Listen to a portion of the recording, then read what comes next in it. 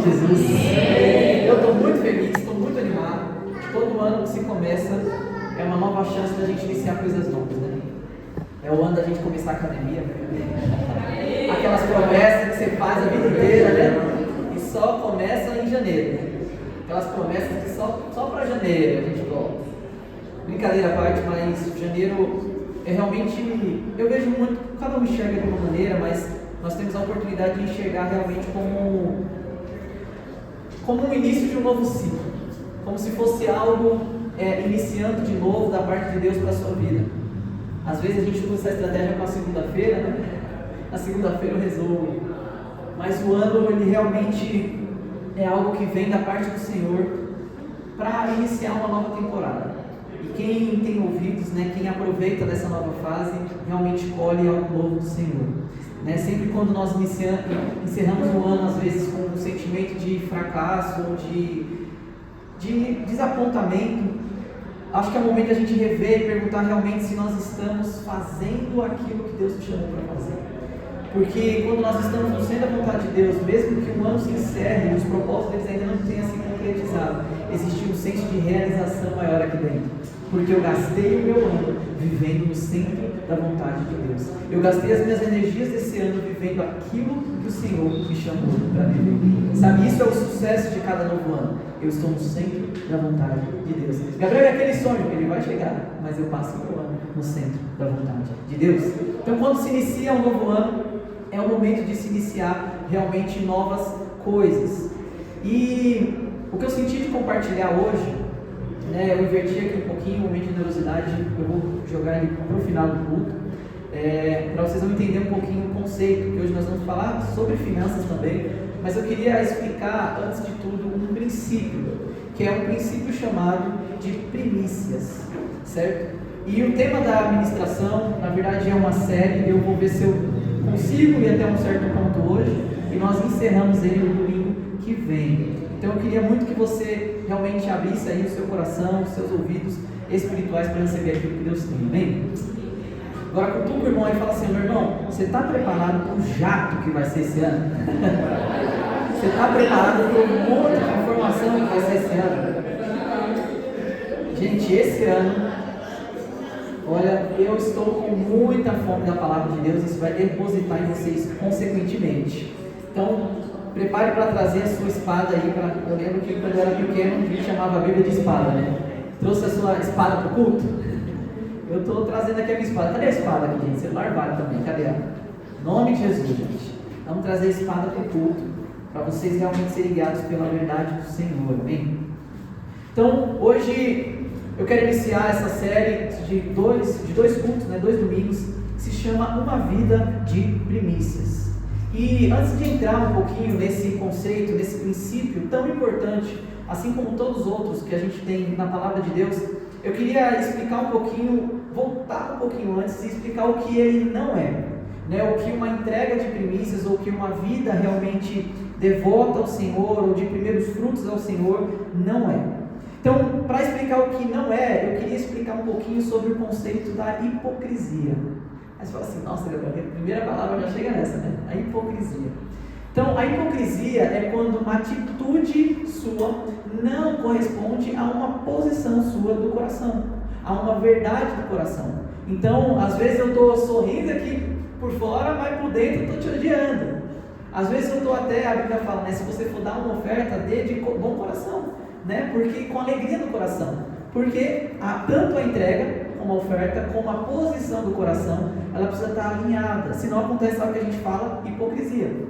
E às vezes a gente é tão bom de identificar essa hipocrisia na vida de tantas pessoas, né? Nossa, aquela pessoa ali, como ela é falsa, aquela pessoa ali, como ela é hipócrita, meu Deus! Ou às vezes no momento aqui, né, de adorar a Deus, nossa, aquela pessoa ali no culto, na igreja ela é uma bênção, mas fora, meu Deus, a vida não corresponde com o que essa pessoa está vivendo. Isso se chama hipocrisia. Só que Deus, ele deseja, junto com uma prática de uma vida de primícias, vocês vão entender o que é, ele deseja uma posição do coração também alinhado com o primiciar a Deus, com os primeiros frutos ao Senhor. E a Bíblia está cheia de relatos aqui, a gente vai passar por alguns deles, de como Deus detesta o fator hipocrisia no meio do corpo de Cristo. Em Mateus 15, versículo 8, fala o seguinte: Mateus 15, versículo 8: este povo me honra com os lábios, mas o seu coração está longe de mim. Esse povo, ele fala assim, né? Esse meu povo, os cristãos, eles estão me honrando com os lábios, da boca para fora, mas lá dentro do seu coração, por mais que eles levantam a mão e adoram, por mais que eles abram a boca e gritam aqui, eu no momento de louvor, só dá minha voz fora do tom, né? Porque eu gosto de gritar, mas Deus, ele sonda os corações. Ele está falando assim, olha, por mais que ele não está criticando a voz alta, o levantar das mãos ou se prostrar na adoração. Ele está criticando o seguinte: olha, junto com essa atitude sua de adoração, de devoção, precisa vir junto o seu coração na adoração. Não é só sobre levantar o tom da voz ou levantar as mãos, mas o seu coração também precisa ir junto nessa ação.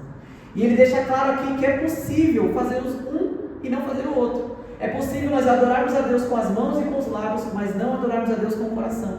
É possível nós estarmos bem na frente de todo mundo, mas Deus que vê o coração, Ele fala assim, Ele não está me adorando como deveria. Outro trecho fala em Mateus 23, do 25 ao 26. Mateus 23, do 25 ao 26. Fala o seguinte: ai de vocês, escribas e fariseus. Eram os mestres da lei na época, né? Então eram as pessoas mais estudadas da Bíblia naquela época. Jesus vira para eles e fala assim: ai de vocês, escribas e fariseus, hipócritas, porque vocês limpam o exterior do copo e do prato, mas estes por dentro estão cheios de roubo e glutonaria. Fariseu cego, limpe primeiro o interior do copo, para que também o seu exterior fique limpo. Aqui ele não está falando simplesmente de um copo, de um objeto, mas ele está falando, olha, não é só você estar puro e limpo do lado de fora, não é só você ter uma aparência de agradável do lado de fora, mas você precisa primeiro limpar dentro do interior, para que também o exterior fique limpo. Deus, ele não está criticando a limpeza do copo externamente, mas ele está dizendo, junto com a limpeza do copo externo, não seja hipócrita, limpe também ele dentro, não só onde as pessoas possam ver, mas onde Deus realmente enxerga, dentro. Mateus 23, do 27 ao 28, fala o seguinte, ele continua: ai de vocês, escribas e fariseus hipócritas, porque vocês são semelhantes a sepulcros pintados de branco, que por fora se mostram belos, mas interiormente estão cheios de ossos de mortos e de toda a podridão. Assim também vocês por fora parecem justos aos olhos dos outros, mas por dentro estão cheios de hipocrisia e de maldade. Ele está dizendo aqui, esse sepulcro é onde nós enterramos, né? As pessoas, colocamos os ossos ali. Ele está dizendo o seguinte: olha, vocês são como sepulcros pintados de branco. Do lado de fora está tudo lindo e maravilhoso para quem passa. Nossa, que bonito. Nossa, mas que aparência linda. Nossa, mas que cristão sincero. Olha como ele adora, olha como ele fala sobre Jesus. Olha como ele ama Jesus, parece tanto. Mas ele fala o seguinte: mas o interior estão cheios de ossos, de mortos e de toda podridão. Assim também vocês por fora parecem pessoas justas aos olhos dos outros, mas por dentro estão cheios de hipocrisia e de maldade.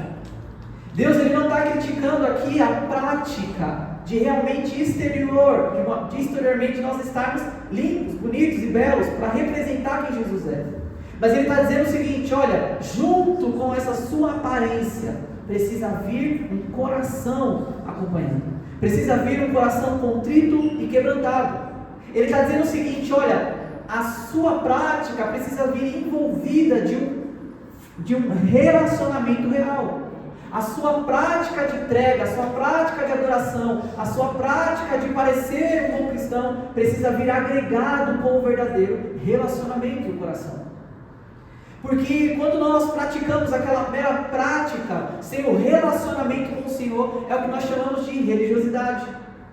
E às vezes a gente critica, né? Tantas pessoas aí, até os irmãos católicos, né? Os católicos, porque eles saem e têm toda a religiosidade deles. Não, é tantas Ave Maria, não é tantas orações. Porque eles se esquecem desse fator, o fator de relacionamento. Não, mas eu tenho que orar isso, é dessa forma, é essa oraçãozinha. Mas e o relacionamento? E o coração de quem você está orando? Então, uma prática sem um relacionamento, nós chamamos de espírito de religiosidade. Não, eu faço porque tem que fazer, eu faço porque os outros vão ver, eu faço porque está escritinho aqui. Só que às vezes até o escritinho aqui, o script, né, a palavra verdadeira que Deus nos deu, Jesus mesmo corrigiu os fariseus ali, que eram mestres da lei, dizendo assim: olha, ok, essa prática sua é justa, Moisés te passou essa lei, mas sem este relacionamento com Deus, sem estar com os olhos abertos com o coração do Pai, não adianta. A prática precisa ter um relacionamento. A busca de Deus é por homens e mulheres que façam o que precisa ser feito, mas também com amor e paixão. Amém? Será que Deus vai encontrar essas pessoas aqui? Amém. Deus deseja sim, meu irmão, a sua prática de justiça esse ano. Aqui, Deus não está pregando para que você seja injusto. Ah, Gabriel, já que eu não tenho um coração puro, eu vou sair pecando por aí. Gabriel, já que eu não tenho esse sentimento todo de amor por Deus, eu vou chutar o balde mesmo. Deus, ele não está criticando isso, ele não está te apontando por esse caminho, mas ele está dizendo o seguinte: olha, se você identifica que na sua vida existe uma linha de hipocrisia, que é onde a ação destoa do seu coração, que você se arrepende, procure alinhamento, ação e coração, ação e coração. Não é uma justificativa para você, já que eu não tenho um coração a respeito de uma verdade bíblica, eu não vou aplicar. Ah não, já que eu não sinto que eu devo perdoar, é uma verdade bíblica, eu não vou perdoar, senão você é hipócrita. Não, aí você está quebrando o mandamento. Então, a gente não destrói uma coisa em detrimento da outra. Deus deseja a proximidade com sinceridade do coração, entre a sua ação, a sua devoção e o seu coração sincero. Hebreus 10, versículo 22, fala o seguinte. Hebreus 10, versículo 22. Aproximemo-nos com um coração sincero, em plena certeza da fé, tendo o coração purificado de má consciência e o corpo lavado com água pura. Deus está dizendo o seguinte: olha, aproxime-se de mim, mas com um coração sincero. Aproxime-se da minha presença, mas com um coração sincero. E o que significa um coração sincero? É um coração que entende que está tudo aqui dentro exposto diante de Deus. Os seus bons pensamentos, os seus maus pensamentos, as suas boas vontades, as suas más vontades, estão todas expostas diante de Deus. E Ele não está se negando e falando para você fingir que essas coisas não existem dentro de você. Ele está dizendo o seguinte: se aproxime de mim com sinceridade de coração. Se no seu coração existe inveja, se aproxime de mim com sinceridade do coração, me apresente essa inveja. Se no seu coração existe, uma falsidade ainda, se apresente sinceramente diante de mim com essa falsidade. Agora, eu quero que a gente caminhe aqui um pouquinho com um entendimento um pouquinho mais profundo com relação a isso. Quando Deus pede para nós uma aproximação com o coração sincero, Ele não está nos chamando a ser coniventes com aquilo que não é da vontade dEle. Então, por mais que Ele peça que nós apresentemos e rasgamos o coração para Ele com sinceridade diante dEle, Deus, Ele nos recebe como nós estamos, mas Ele não nos permite ficar como estamos. Só que não é possível ter uma vida transformada quando até diante daquele que pode transformar todas as coisas e até o seu coração, você se apresenta com uma máscara, você se apresenta com uma performance, você se apresenta com uma falsa ideia de quem é você, como se Deus Ele não estivesse vendo todo você por completo. Sinceridade de coração é quando existe essa unificação entre as suas ações, aquela coisa que você realmente faz, e as suas emoções. Só que muitas vezes nós devemos fazer coisas que nós não sentimos, ou o nosso sentimento é contrário, mas por revelação e obediência à voz de Deus, nós agimos de acordo com a verdade da palavra. Então muitas vezes, meu irmão, você não vai sentir de fazer aquilo que está descrito na palavra, mas por uma revelação que ela é a verdade que deve ser vivida, você vai alinhar as suas ações e o seu coração corresponde depois. Sabe uma coisa que nós devemos entender é que Deus está dizendo que existe este lugar onde as suas emoções, o seu coração anda alinhado com as suas ações. Muitos cristãos que eu conheço, eles já até acham normal uma vida de dualidade, que é o seguinte: na igreja, ou quando eu falo de Jesus, eu sou uma pessoa. Agora no meu mercado de trabalho, eu sou outra pessoa completamente diferente. Na minha escola, eu sou outra pessoa completamente diferente. Eu lembro uma vez que eu estava no meu ensino médio, e meus pais tinham acabado de se divorciar. E meu pai, eu lembro que ele virou para mim, virou para meus irmãos também, chamou a gente na mesa, e ele falou assim: olha, Gabriel, eu e sua mãe, nós erramos, e eu fui criado na igreja a vida inteira. Ele virou para mim e falou assim: Gabriel, nós erramos, mas o que você quiser seguir agora, o que vocês quiserem seguir agora, vocês podem seguir. A religião que vocês quiserem seguir, pode seguir. Eu e sua mãe, nós erramos, nós paramos por aqui. E isso para mim na época foi um choque. Eu estava no meu 2º ano do meu ensino médio, entrei numa sala de outros alunos lá, junto com os meus amigos, zoando, batendo, chutando tudo lá, que era um pessoal de outra sala, a gente é adolescente, é uma bênção, né? Estava naquela fase lá de rebeldia e tudo mais. Aí eu lembro que eu chutei numa sala que não era minha e sentei. Quando eu sentei, veio um rapazinho dessa sala, sentou do meu lado. Ah, qual é o seu nome? Meu nome é tal. Qual é o meu nome? Meu nome é Gabriel. Ah, que legal, tal. Quanto tempo você está aqui? Estou no segundo e tal. Aí ele: nossa, você está junto com esses meninos aqui e tal? Eu falei: tô. Ele falou: nossa, eu pensei que você era crente. Aí mas sabe quando a consciência volta para você na hora? Eu falei: realmente, eu sou crente. Mas eu estava vivendo uma vida de hipocrisia naquele momento. O meu coração não estava correspondendo com as minhas ações. Eu tinha me esquecido de quem Deus realmente era. E por mais que eu me dizia nominalmente cristão, nominalmente servo de Deus, a minha vida estava dizendo outra coisa. E aí eu fui ali cheio do temor de Deus. E é bênção demais, gente. Essa mesma pessoa, ele que me chamou para a Igreja da Paz, né, que é a Paz Church hoje, há 14 anos atrás, eu visitei uma célula e estamos aí até hoje, glória a Deus. Mas Deus, Ele deseja e Ele está explicando para nós que existe esse lugar onde você é um só, você é íntegro, você é por inteiro, onde você é no seu secreto, você é na frente dos outros, onde você é descoberto diante de Deus, você também é na sua faculdade, no seu trabalho, nos seus relacionamentos, no seu WhatsApp. Você é descoberto. Deus está dizendo: existe este lugar que não existe uma hipocrisia, onde realmente os seus desejos, o seu coração, ele vai junto com as suas ações. E Deus é que faz isso no nosso coração. Ezequiel 36, do 26 ao 27. Ezequiel 36, do 26 ao 27. Fala o seguinte: eu lhes darei um coração novo, e porei dentro de vocês um espírito novo. Tirarei de vocês o coração de pedra, e lhes darei um coração de carne. Porei dentro de vocês o meu espírito, e farei com que andem nos meus estatutos, guardem e observem os meus juízos. Deus, Ele é o maior interessado que você viva uma vida em conjunto de integridade, onde o seu coração e as suas ações correspondem. E Ele fala o seguinte: olha, você não está nessa luta sozinho. Eu lhes darei um coração novo, e porei dentro de você um espírito novo. Meu irmão, não sei você, mas eu preciso de um coração novo. Você precisa?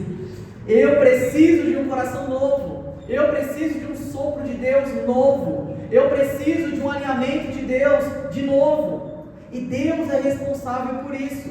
Eu lhes darei um coração novo, e porei dentro de vocês um espírito novo. Eu que tirarei de dentro de vocês esse coração de pedra, esse coração que é insensível com relação às coisas de Deus. Você já tentou viver o princípio de Deus e não conseguiu? Você já tentou falar: Gabriel do céu, eu tento porque tento viver isso aqui. Eu sei que a Bíblia fala isso, eu sei que a vontade de Deus é essa, eu sei que é o que eu tenho que fazer, mas eu não consigo. Quem já passou por isso? Só eu. Só eu. Aqui é tudo anjo. Só que o que nós esquecemos é que até para agir de acordo com a vontade de Deus, com as verdades de Deus, não é por força e nem merecimento humano. O único merecimento que nós precisamos ter é de virar para o Senhor e falar assim: Deus, a Tua palavra me prometeu que o Senhor me daria um coração novo. A Tua palavra me fala que você vai colocar em mim um espírito novo. E eu preciso desse espírito novo. Eu preciso do Senhor. Sabe, esse lugar de obediência à vontade de Deus, onde o meu coração converte juntamente com a palavra e com os ensinos da verdade, é Ele que me dá. É o Senhor que me dá. Então, até para fazer a vontade de Deus, nós precisamos depender do Senhor. E existe um estilo de vida onde a ação vem acompanhada com a emoção, com o sentimento do coração. Onde a sua emoção também pode surpreender a Deus com ações. Sabe, eu quero contar a história aqui de um homem na Bíblia que todo mundo conhece já, chamado Davi. Grande Davi. Olha o Davi se manifestando. Glória a Deus. Mas ele é um homem que ele encontrou um lugar diferente diante de Deus.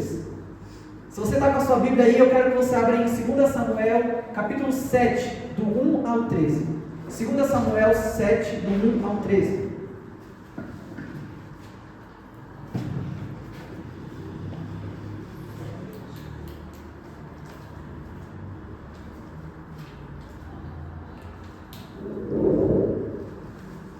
Amém.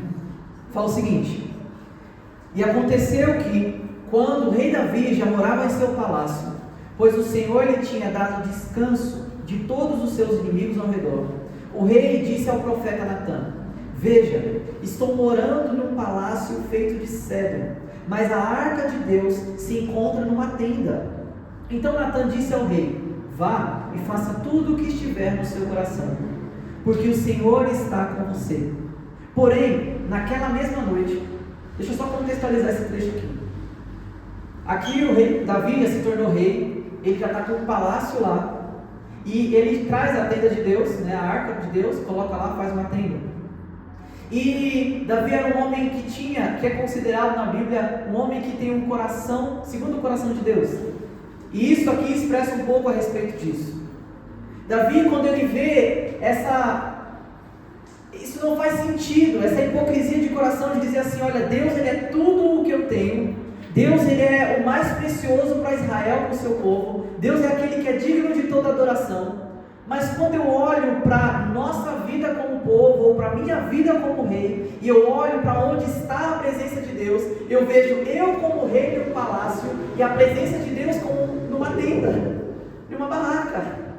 E aí ele vira para o profeta, e ele fala assim: Natã, olha, não está legal isso, não é assim que funciona, não é assim que deve ser. Eu sou só um homem, eu sou só um humano, porque a presença de Deus está numa tenda e eu habito em palácios. E aí o profeta vira para o rei e fala: vá e faça tudo o que estiver em seu coração, porque o Senhor está com você. Aí tem um porém, né? Porém, naquela mesma noite, a palavra do Senhor veio a Natã, ao profeta, dizendo: vá e diga ao meu servo Davi: assim diz o Senhor, você quer edificar um templo para a minha habitação?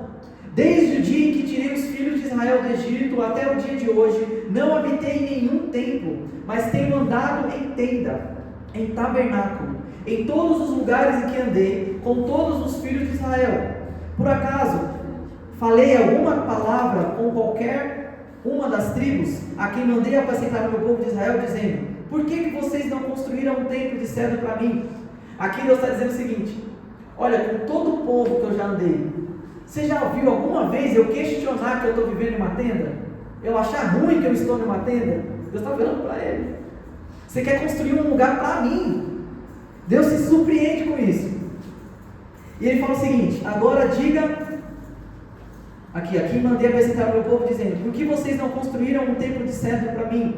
Agora diga ao meu servo Davi assim: diz o Senhor dos Exércitos, eu tirei você das pastagens e do trabalho de andar atrás das ovelhas. Agora virou a profecia para Davi: atrás das ovelhas, para que você fosse, Davi, príncipe sobre o meu povo, sobre Israel. Estive com você por onde quer que você andou, e eliminei todos os seus inimigos diante de você. Engrandecerei o seu nome como só os grandes têm na terra. Prepararei um lugar para o meu povo, para Israel, e o plantarei para que habite no seu lugar, e não seja mais perturbado, e jamais os filhos da perversidade os afligirão, como no passado, desde o dia em que mandei que houvesse juízes sobre o meu povo de Israel. Eu lhe darei descanso de todos os seus inimigos. O Senhor também me fez saber que Ele, o Senhor, fará uma casa para você. A conversa vira, a moeda vira. Deus, Ele se surpreende com essa posição, esse alinhamento do coração de Davi, em querer construir para ele um templo, e Ele fala assim: eu, o Senhor, também lhe faz saber que o Senhor fará para você uma casa. Quando os seus dias se completarem e você descansar com seus pais, então farei surgir depois de você o seu descendente, que procederá de você, foi Salomão, e estabelecerei o seu reino. Este sim edificará um templo ao meu nome, e eu estabelecerei para sempre o trono do seu reino. Davi, ele conseguiu surpreender a Deus, se eu posso dizer essa palavra, com a sua posição de coração. Quando as atitudes dele já estavam alinhadas, já estavam posicionados como um adorador a Deus, mas de repente o coração dele foi tão profundo de querer viver e honrar a presença de Deus, que Deus vira para ele e se surpreende: como assim? Ninguém nunca supôs em construir algo para mim, mas agora ouça a promessa que eu faço sobre você. Eu construirei uma casa para você. Quando ele fala uma casa, é uma descendência, um reinado eterno. Que Jesus, ele veio da linhagem de Davi. E depois ele fala que o filho dele ainda vai estar estabelecido sobre o reino, e estabelecerei para sempre o trono do seu reino. Ou seja, a linhagem de Davi reinará. Isso porque o coração de Davi foi guiado junto com as ações de honra a Deus.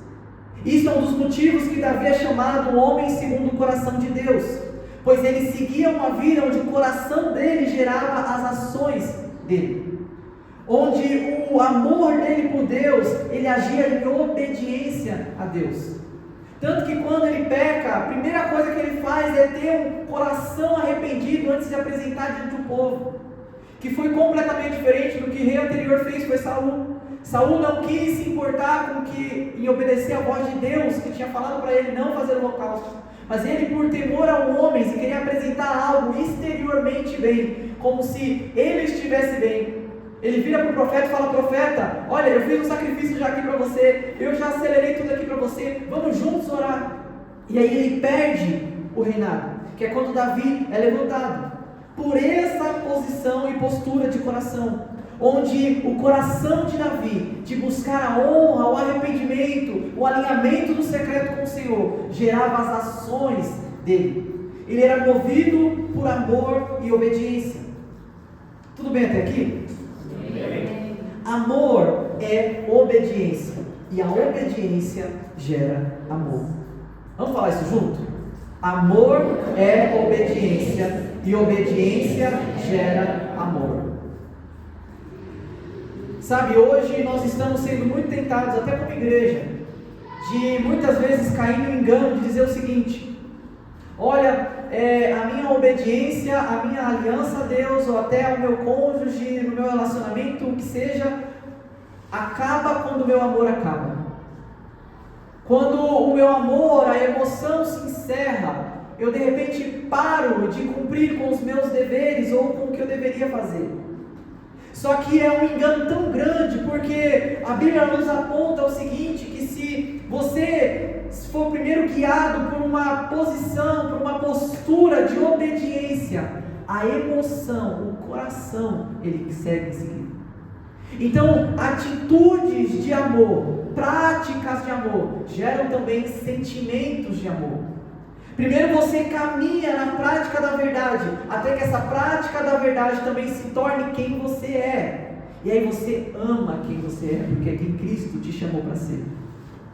João 14,15 fala o seguinte: se vocês me amam, emoção, guardarão os meus mandamentos, obediência. Sabe, uma coisa, ela não caminha desgrudada da outra. Eu amo ao Senhor, mas eu não obedeço os seus mandamentos. Sabe, hoje o tanto de gente que eu vou conversar e a pessoa, ela passa o final de semana inteiro se embriagando, usando droga, enfim, uma vida toda corrompida. E chega na segunda-feira e fala assim: ai, Deus é amor. Ah, Jesus está na nossa segunda. Meu irmão, Jesus não está na sua segunda. Só se for misericórdia dele, só se for a graça dele. Mas não venha dizer que você ama o Senhor, que você conhece até o Senhor. Eu diria que quem não conheceu a Deus ainda não consegue caminhar nos mandamentos dele. Mas se você já conheceu o amor de Deus, é impossível você não buscar caminhar nos mandamentos do Senhor. Se você já teve um encontro com aquele que transforma todas as coisas, é impossível você procurar em outros lugares. Se você conhece aquele que é todo amor, você vai pelo menos parar para ouvir os mandamentos do Senhor. Ações de amor geram sentimentos de amor, mas o contrário disso também é verdade. Ações sem amor, amor sem ações, na verdade, é apenas conveniência. Amor sem ações é apenas conveniência. E o que é conveniência? Eu fui pesquisar ali e apareceu o seguinte: conveniência significa aquilo que é útil, que simplifica uma rotina, aquilo que economiza o tempo, aquilo que te dá uma vantagem. Conveniência é escolher pelo que é mais vantajoso. E eu quero deixar claro aqui que às vezes nós caminhamos com o Senhor não porque o nosso coração deseja estar com o Senhor, mas porque é mais conveniente estar com o Senhor. Eu sirvo a um Deus que diz que Ele vai me prover todas as coisas, então é vantajoso para mim caminhar com o Senhor. Eu sirvo a um Deus que Ele muda todas as coisas, Ele me promete prosperidade, Ele me promete salvação, Ele me promete um lugar onde não vou ter mais choro, onde não haverá mais lágrimas. E aí, por conveniência, mas o meu coração está longe do Senhor, eu sigo a Ele, porque é conveniente. Hoje em dia é até bonito ser crente, gente. Tem gente que você vai conversar, a pessoa não lê uma Bíblia, não lê um versículo, não ora um segundo. Mas você é crente? Eu não sou crente. Cara, Jesus é lindo, né? Maravilhoso. Serve a Jesus por conveniência. Porque, olha, eu não sou louco de querer queimar no inferno, então eu preciso do Senhor, é conveniente. É mais vantajoso caminhar com Jesus. Só que, meu irmão, isso não é o verdadeiro amor, isso não é uma vida de primícia, de entrega, de devoção ao Senhor. Deus, Ele não deseja que nós venhamos servir Ele por conveniência, mas por amor, por devoção, por paixão, porque eu entendo aquele que eu estou servindo, que Ele é o Senhor dos senhores, Ele é o Rei dos reis, aquele que pagou um preço pela minha vida. Eu não estou servindo a Deus por conveniência, eu estou servindo a Deus porque Ele entregou tudo por mim. Esse é o nosso Deus, não é um Deus da conveniência. Amém até aqui? Amém. Agora eu vou introduzir um pouquinho e aí eu estaciono. Então, o que significa, depois que nós já vimos aqui como o que não é uma vida de primícias, o que não é uma vida de paixão a Deus, o que não é uma vida de amor a Deus, o que é hipocrisia, o que é conveniência, que não é o desejo do coração de Deus, às vezes pode se iniciar na ação, onde o seu coração ainda não estava, mas isso precisa caminhar para que o seu coração corresponda com a sua ação, para que as suas emoções correspondam em obediência a Deus. Nós somos corpo, alma e espírito, e juntos servimos ao Senhor. E uma vida de primícias, o que é? É a obediência a um princípio bíblico, mas que carrega junto um coração de querer agradar ao Senhor. Uma vida de primícias, uma vida de primeiras entregas, é a obediência à palavra de Deus, ao que a Bíblia está dizendo, a um princípio bíblico, mas junto com a aplicação, com a obediência ao princípio bíblico, carrega esse coração de desejo de querer agradar o meu Senhor. Eu quero agradar o meu Senhor. Sabe, quem carrega com o coração do Pai Eu digo para você que mesmo errando, acerta. Mesmo às vezes fazendo coisas que você fala assim, meu Deus do céu, isso aqui a Bíblia ensinou errado. Mas você fez tentando agradar o coração de Deus. Você entende a diferença de uma vida com base no legalismo, na religiosidade, ou de uma vida falando assim, olha, Jesus do céu, eu orei até, sei lá, eu estava numa célula, vou dar um exemplo. Estava numa célula e falei assim, Jesus abençoa os meus pecados. É uma oração errada, mas você fez ali uma oração querendo orar certo, querendo agradar o coração de Deus, querendo falar com Deus. Mesmo estando errado, está certo, Deus está vendo ali, olha, está crescendo. Sabe, uma vida de primícias, de primeiras entregas, é a obediência aos princípios bíblicos, juntamente com o coração de querer sempre. Eu quero, acima de tudo, Deus, agradar o seu coração. Senhor, é para isso que eu me entrego, é para isso que eu oferto, é para isso que eu cultuo ao Senhor, é para isso que eu me reúno e reservo a minha agenda do domingo para estar com o Senhor, porque eu quero agradar o coração de Deus. Se o culto é na segunda, eu reservo a minha segunda, porque eu quero agradar o coração de Deus. Se o culto, sei lá, é no sábado, eu reservo o sábado. Hoje nós temos o domingo, e eu reservo porque eu quero agradar o coração de Deus. Agora, o que a Bíblia fala sobre primícias? Abra aí Êxodo 23, versículo 19. Êxodo 23, versículo 19. Fala o seguinte: tragam as primícias dos frutos. O que é primícias? Primeiros frutos, primeira colheita. Tragam as primícias dos frutos da sua terra à casa do Senhor seu Deus. Não cozinhem o cabrito no leite da sua própria mãe, porque estava dando normas, né? Então, junto com primícias, ele colocou, também não cozinha o cabrito junto, no leite da mãe. Provérbios 3, do 9 ao 10, fala o seguinte: honre o Senhor com os seus bens e com as suas primícias de toda a sua renda, e os seus celeiros ficarão completamente cheios, e os seus lagares transbordarão de vinho. Meu irmão, você consegue entender a diferença de quem faz isso por honra e com uma vida devota a Deus, de quem somente faz isso por conveniência? O que significa fazer isso por conveniência? Opa! Um exemplo de uma vida por conveniência.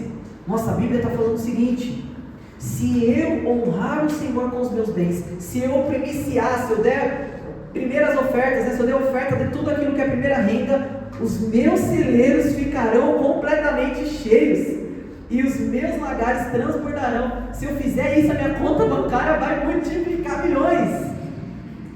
Conveniência. A ação não está casando com o coração. O coração é: Senhor, eu quero honrar ao Senhor. Honre o Senhor com os seus bens.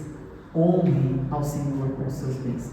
A posição de coração da entrega é honra ao Senhor. E aí sim, os seus celeiros ficarão completamente cheios. Deuteronômio 26, do 1 ao 11, fala o seguinte: Deuteronômio 26, do 1 ao 11. Ao entrar na terra que o Senhor seu Deus lhe dá por herança, ao possuí-la e morar nela, você deve pegar as primícias de todos os frutos que colheu na terra que o Senhor seu Deus lhe deu, colocá-las num cesto e ir ao lugar que o Senhor seu Deus escolher, e ali fazer habitar o seu nome. Você chegará ao sacerdote que estiver em serviço naqueles dias e lhe dirá: hoje declaro ao Senhor seu Deus que entrarei na terra que o Senhor, sob juramento, prometeu dar aos nossos pais. O sacerdote pegará o cesto, dessas primícias, e colocará diante do altar do Senhor seu Deus. Então você testificará diante do Senhor seu Deus, dizendo: o meu pai foi arameu, prestes a perecer. Ele foi para o Egito e ali viveu como estrangeiro, com pouca gente. E ali veio a ser uma nação grande, forte e numerosa. Mas os egípcios nos maltrataram, oprimiram e nos impuseram dura servidão. Clamamos ao Senhor, Deus dos nossos pais, e o Senhor ouviu a nossa voz, e viu a nossa angústia, e o nosso trabalho e a nossa opressão. E o Senhor nos tirou do Egito com uma mão poderosa, com braço estendido, com grande espanto, com sinais e com milagres. Ele nos trouxe a este lugar e nos deu esta terra, terra que mana leite e mel. Eis que agora trago as primícias dos frutos da terra que tu, ó Senhor, me deu. então você as colocará diante do Senhor, seu Deus, e se prostrará diante dele. Aí ele fala a promessa de Deus: você se alegrará por todo o bem que o Senhor, seu Deus, tem dado a você e a sua casa. E também se alegrarão todos os levitas e os estrangeiros que morarem onde você vive. Entrega de primícias. Honra ao Senhor com tudo que eu tenho. E por último, Ezequiel 4:30. Ezequiel 4:30 fala o seguinte: o melhor de todos os primeiros frutos e de toda a espécie e de toda a espécie, de toda a oferta, de toda a espécie serão dos sacerdotes. Também a primeira parte do cereal moído vocês darão aos sacerdotes, para que façam repousar a bênção sobre a casa de vocês. Um evangelho por conveniência fala o seguinte: olha, se você der R$50, Deus vai derramar 1 milhão na sua conta. Isso não é a prosperidade genuína de Deus. Isso não é o que a Bíblia nos promete. Mas ele está dizendo o seguinte: honre ao Senhor. Tenha uma vida onde, sim, a sua entrega, ela é casada, ela é alinhada com a sua disposição de coração, de querer honrar ao Senhor com tudo que você tem. E honrar ao Senhor é você reconhecer que a vida de um novo ano, quem te deu foi Ele. Os recursos desse novo ano que ainda vão entrar, são dele, Ele te deu. O trabalho que você está, foi Ele que te deu. A porta que você está, foi Ele que abriu, por um tempo que Ele quiser. A família, foi Ele que te deu. Todos os seus bens, é Ele, vem dEle e é por Ele. Honrar ao Senhor, ter uma vida de primeiras entregas, de primícias constantes, é isso. É uma vida que eu entendo que tudo o que eu tenho e o que sou, eu entrego ao Senhor, mas não é uma entrega qualquer. É uma entrega onde o meu coração faz isso, porque deseja honrar a Deus com tudo que eu tenho. Amém? É isso. Por hoje, semana que vem, nós vamos falar sobre Jesus, sobre como primícias se trata no Novo Testamento, que Jesus é as nossas primícias. Mas hoje, como eu falei no culto anterior, é o nosso culto separado de culto de primícias. O que é culto de primícias? É onde você tem a oportunidade de honrar ao Senhor realmente com uma oferta financeira, para honrar ao Senhor, consagrando os primeiros frutos do seu ano, como consagrando realmente ao Senhor a sua casa, a sua vida financeira, tudo que virá pelo novo ano. Sabe, aqui não é uma promessa barata dizer assim: olha, por isso que eu quis começar com essa ministração. Não é uma promessa barata falar assim: não, doa tanto, entrega tanto ao Senhor, você deve entregar tanto. Não deve nada. Se o seu coração ainda não teve a revelação desse princípio, eu peço que você não faça a sua oferta. Agora, se você entendeu a quem você está honrando, o que a palavra está dizendo a respeito do fruto de primícias, eu quero que você realmente pense, nem que você não faça a sua oferta hoje, mas é uma oportunidade que você tem no começo de ano, de entregar os primeiros frutos ao Senhor.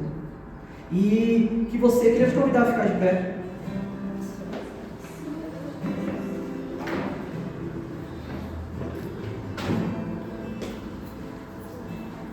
E, ô Vitor, se você puder colocar a foto dos dados para a oferta. Como eu disse, você pode tanto fazer a oferta agora, ou você pode ir na sua casa, conversar com seu cônjuge e falar: olha, qual vai ser a nossa oferta de primícias? Qual que vai ser a nossa entrega de primiciar ao Senhor? Qual que vai ser a nossa parte de honra ao Senhor? Sabe, primícias, uma vida de primeiras entregas, é onde Deus ele toma a primazia da minha vida, onde eu busco em primeiro lugar o reino de Deus e a sua justiça, e todas as demais coisas que eu necessito serão acrescentadas. Sabe, eu queria que você fechasse seus olhos agora, enquanto o Davi ele está aqui adorando. Se você já quiser fazer a sua oferta, pode ficar à vontade pelo meio eletrônico ou aqui também no cesto. Mas que você tire esse momento agora para orar, perguntar ao Senhor e entregar a sua oferta de primícias.